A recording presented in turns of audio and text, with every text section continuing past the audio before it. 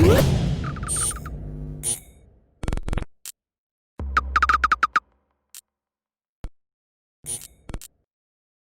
is Andi Purewal for Boxing Social in association with Betfred, and I'm delighted to be joined by Jack El Gato Catterall up here at the VIP gym in Manchester.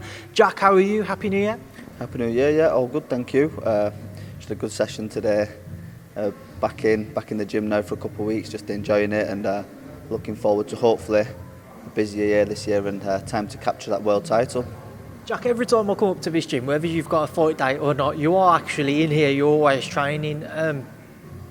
Do you ever feel a toll on your body? Do you ever feel like you need that extra time away, or do you feel like your body's accustomed to being able to come in so regularly? You know what it is? It's about being smart. Learnt this over the years. I'm in the gym every day, but you're not necessarily grinding the body down every day. There's different stuff we can work on. Sometimes it'll be coming in just in the ring, shadow boxing, brushing up on techniques, easy days and hard days. But for me, it's not about getting a fight day, having 8 weeks, trying to lose a load of weight.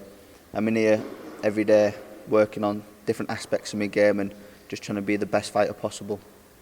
Jack, talk to me about your plans for this year. Obviously, it's well documented. You've agreed to step aside so Josh Taylor and Jose Ramirez can contest an undisputed bout.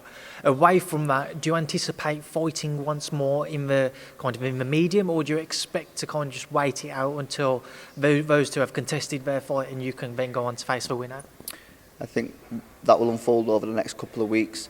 I see that Josh and Ramirez are both training. Josh is back down with Ben Davis, and it looks like he's in camp. Yet to speak to MTK this last couple of weeks, but be speaking to him, and ultimately between us, me, Jamie, MTK, we can make the decision whether it's worth getting one more fight before the world title or patiently waiting again, letting them two contest and getting the winner. It's a hard balance to find now because you are. Well, it's there for you. You are just waiting for the fight to be announced for yourself once Josh and Jose have fought. But for your own preference, what would you rather? Would you like to have a fight in the interim, or? Like you said, it's catch-22. Do you fight again? Fight somebody less than an opponent? Come down to their level?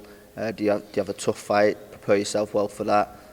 It's not going to be an easy decision, but I'm sure that we will make the right decision. I'd love to fight on their undercard, hopefully generate some interest to fight the winner, but I'll just stay in the gym. It's important for me just to mentally, physically stay ready, and any opportunity that comes up, I'll take it. You fought at the back end of last year. Just reflecting on that performance, how would you assess it? Yeah, by far from my best performance. I think the kid that I boxed probably didn't get the credit he deserved. Tough former Olympian. Yeah, only had the 2 defeats. I'd done my homework on him. I'd say one of them defeats could have argued a draw, and the other one he was definitely robbed. Tough, solid opponent, got the rounds out of him, had a couple knockdowns. Again, not just me, everybody in boxing. I was out the ring just over a year, so it was nice to get in there, get some rust off. Bit weird, there were no crowd there, but happy to tick that box off and get a fight in 2020, which a lot of people didn't, so just puts me in a better place going forward this year. Jack, just whilst I've got you, I want to touch on your campmates. And obviously we had the big news finally announced last night. Herring-Frampton will face Jamel Herring on February 27th.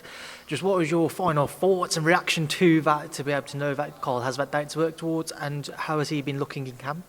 Carl's been in the gym for the last couple of months on and off throughout this lockdown, when he can come over, and even at home we've seen him training, so just made up for everybody that it's finally over the line. 3-weight world champion for Jamie, Nigel, the whole team. Excited for him, he's looking well, and like I just touched on earlier, it's not about just having a training camp. Carl's been constantly training in between his fights to be the best fighter possible, so we take his example, and like myself as well, just being in the gym, learning daily, and hopefully I can achieve the same one day. Jamel has the height and the weight advantages come fight night, he will do rather, but how does Carl look to kind of navigate around that when fight night arrives? Fuck Jamel Herring. No, for Carl, it's he can't focus too much on what Jamel Herring's going to do.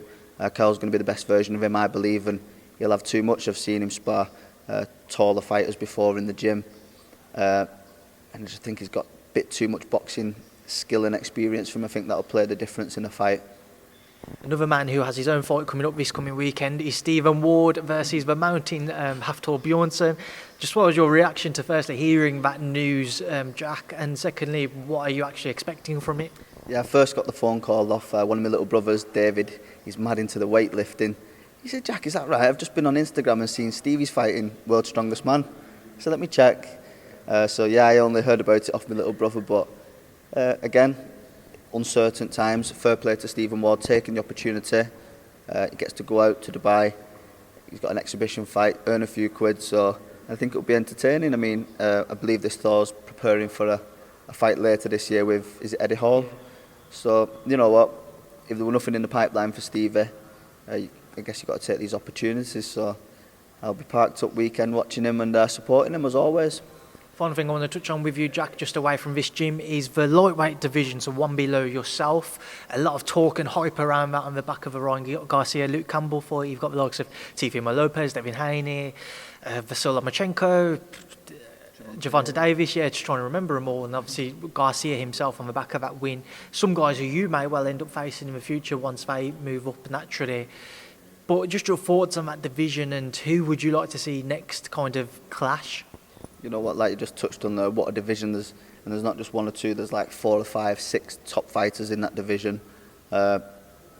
Amazing. It'd be nice to see. I've seen a post put out about like a format like the World Boxing Super Series. I mean, that would be ideal for them all, I think, and I think they'd all enter that and cherish it. But I'd like to see Gervonta Davis fight Ryan Garcia next. I think that's a good fight. Whether if fulfills these, is it mandatory for Devin Haney's WBC?